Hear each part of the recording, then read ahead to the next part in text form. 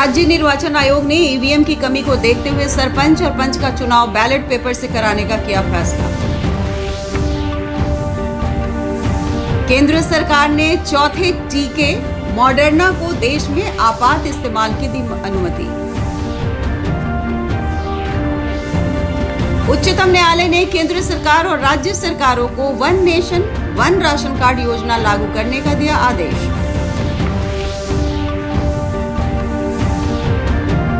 और प्रधानमंत्री गरीब कल्याण अन्न योजना की अवधि नवंबर तक बढ़ाई गई।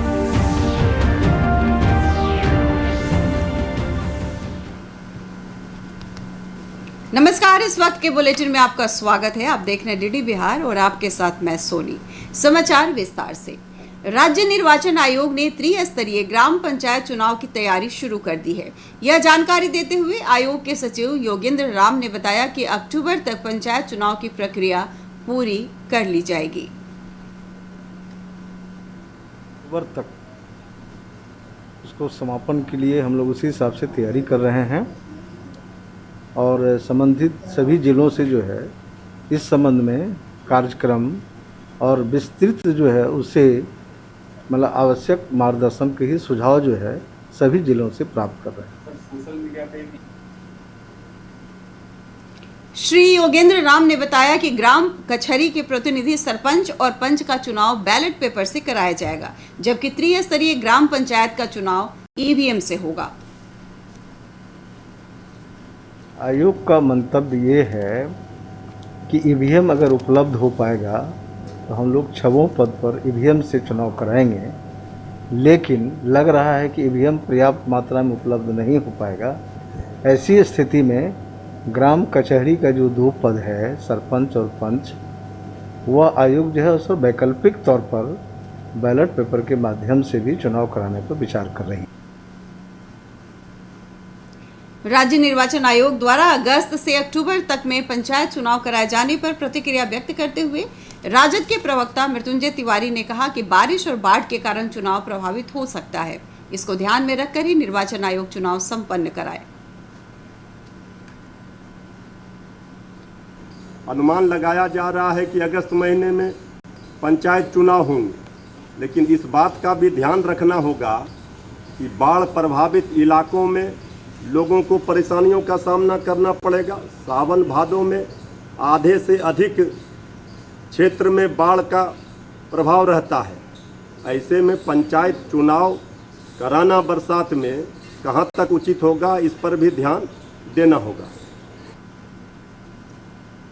दूसरी तरफ कांग्रेस के प्रवक्ता सब मीडिया प्रभारी राजेश राठौर ने कहा कि राज्य निर्वाचन आयोग त्रिस्तरीय पंचायत चुनाव ईवीएम से करा रही है और ग्राम कचहरी के प्रतिनिधि का चुनाव बैलेट पेपर से करा रही है। यह दोहरा मापदंड है।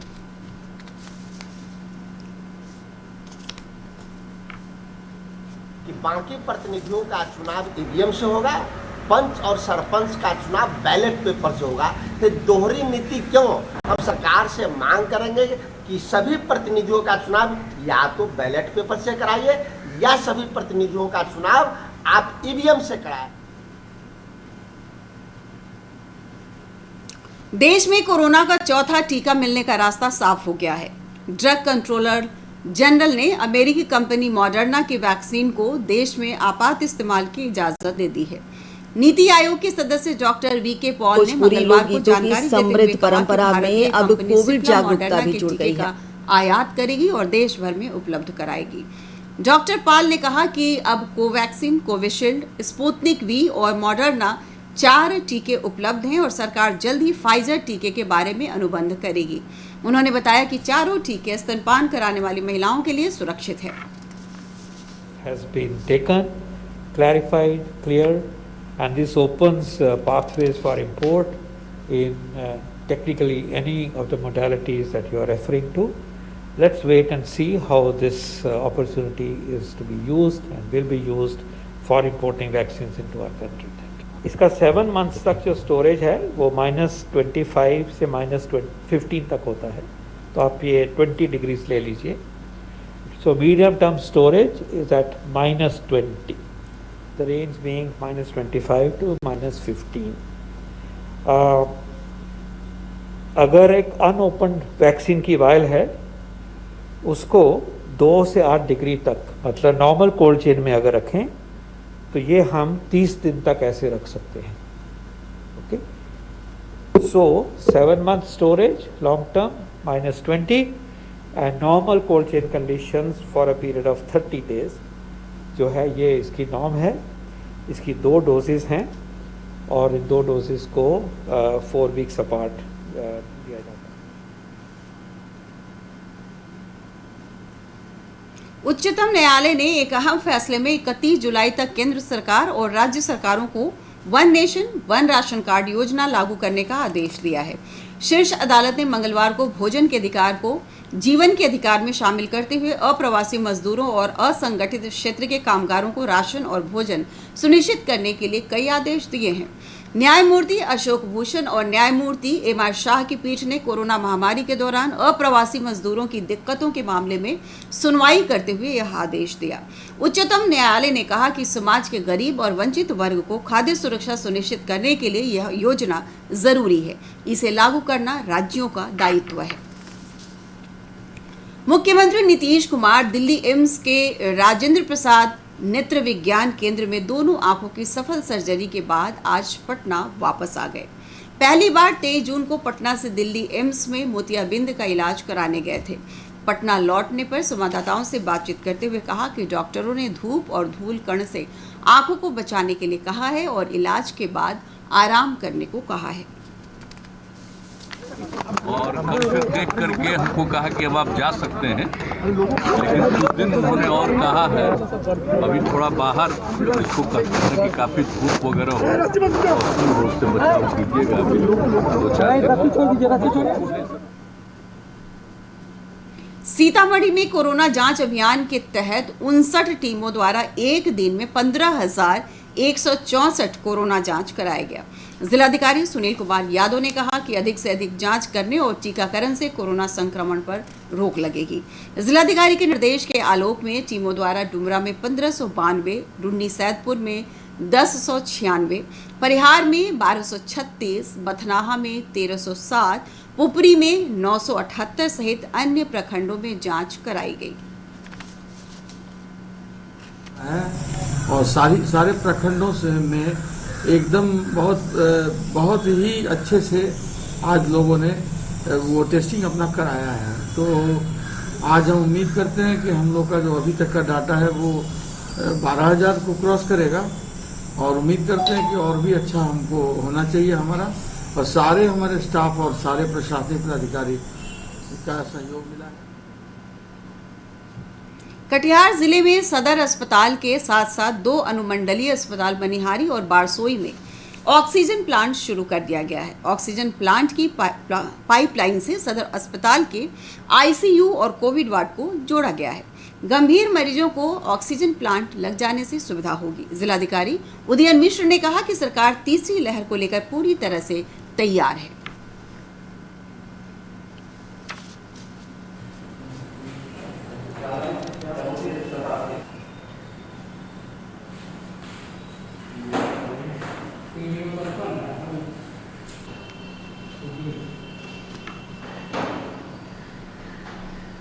कि हमारे सदर अस्पताल में 300 PSA का ऑक्सीजन प्लांट फंक्शनल हो चुका है और अब हमारे वार्डों में ऑक्सीजन प्लांट के माध्यम से ही ऑक्सीजन की सप्लाई सदर अस्पताल में हो रही है।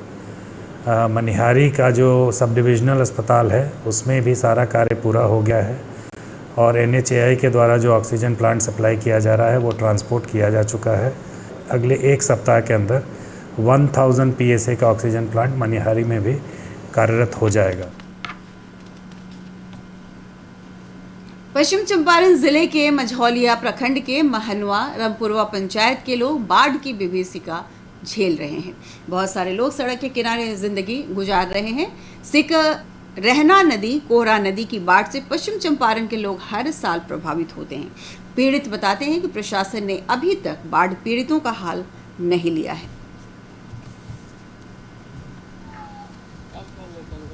समस्या तो हमने के इतना बुरा हाल बटे जे वो पॉली रलक है पुरानका जो में तान के रोड पर बानी सन न पानी के साधन न खाए के साधन, पूरा से मजबूर बनी सन।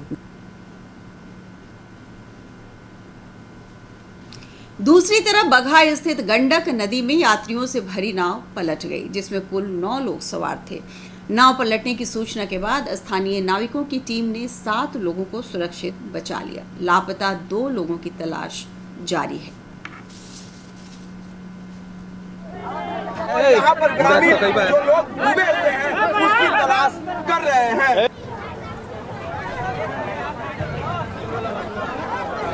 वेग ज़्यादा था, धार ज़्यादा था, पाया में खींच लिया और खींचने के बाद लाख प्रयास किया लो, लेकिन लड़ गया के पाया में, जो पुराना रेल का पाया उसमें लड़ गया, नाव फट गया। 9 लोग सवार थे, 5 लोग निकल गए हैं, 4 लोग शायद उस पार हैं, अभी कंफर्म नहीं मालूम।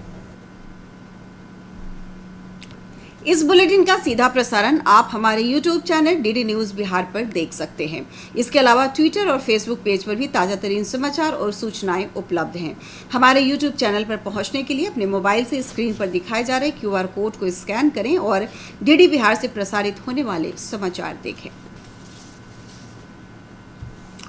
केंद्रीय वित्त मंत्री निर्मला सीतारमण द्वारा लघु उद्यमियों के लिए घोषित नए वित्तीय पैकेज की उद्योग जगत के साथ साथ अर्थशास्त्रियों ने भी प्रशंसा की है।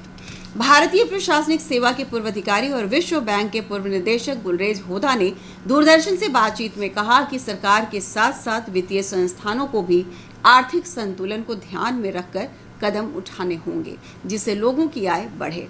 साथ ही हमें यह भी ध्यान रखना है कि वित्तीय संस्थान भी कमजोर ना हो।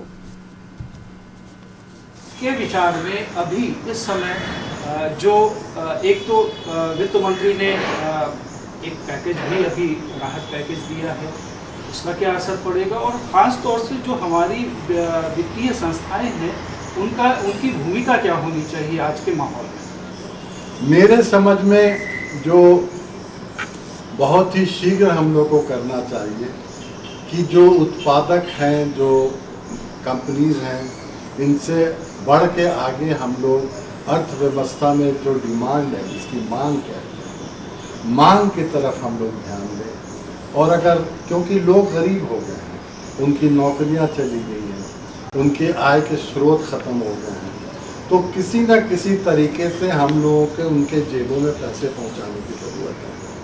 जो अनाज का वितरण हो रहा है नवंबर तक, ये भी बहुत सकारात्मक कदम है।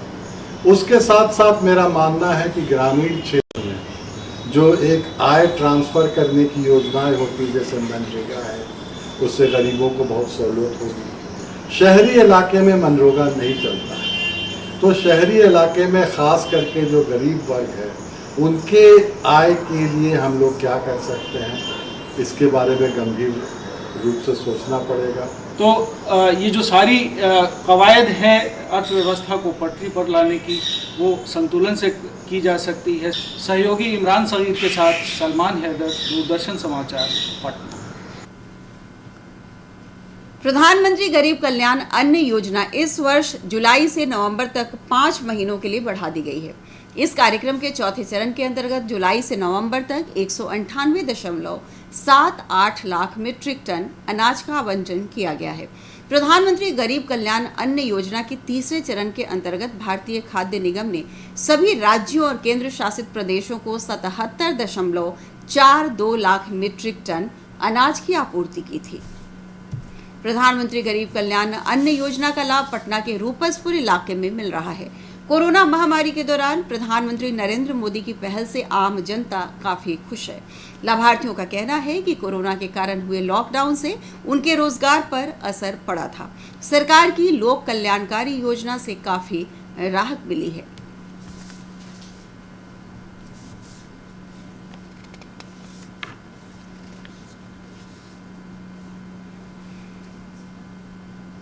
मौसम विभाग ने 30 जून से 2 जुलाई तक उत्तर बिहार में विशेषकर हिमालय की तराई वाले इलाके में भारी बारिश होने का अनुमान व्यक्त किया है।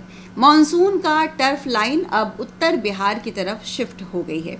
वहीं दूसरी तरफ दक्षिणी और मध्य बिहार में भी लगातार बादल छाए रहेंगे। हल्की से मध्यम बारिश होती रहेगी। बिहार में आकाशीय बिजली गिरने से कल 11 लोगों की मौत हो गई थी। मंगलवार की देर रात सीतामढ़ी में आई तेज आंधी और बारिश के कारण काफी क्षति हुई है। तेज आंधी से कहीं बड़े बड़े पेड़ उखड़ गए हैं तो कहीं बिजली के पोल भी क्षतिग्रस्त हो गए हैं। दर्जनों लोगों की झोपड़ी भी आंधी की चपेट में आ गई है। कच्चे घरों को भी काफी नुकसान पहुंचा है। दूसरी तरफ जिले के डुमरा प्रखंड से गुजरने वाली लखनदेई नदी पर स्थित डाइवर्जन बह जाने के कारण लोगों का संपर्क सीतामढ़ी मुख्यालय से कट गया है। और अंत में मुख्य समाचार। राज्य निर्वाचन आयोग ने ईवीएम की कमी को देखते हुए सरपंच और पंच का चुनाव बैलेट पेपर से कराने का किया है फैसला। केंद्र सरकार ने चौथे टीके मॉडर्ना को देश में आपात इस्तेमाल की दी अनुमति।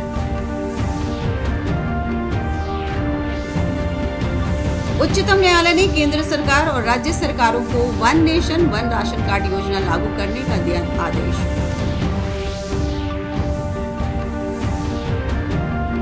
और प्रधानमंत्री गरीब कल्याण अन्न योजना की अवधि नवंबर तक बढ़ाई गई।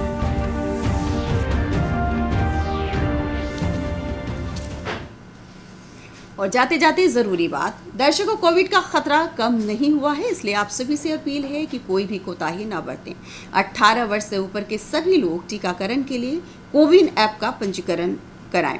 मास्क पहने, सुरक्षित दूरी बनाए रखें और अपने हाथों को सैनिटाइज करते रहें। नमस्कार।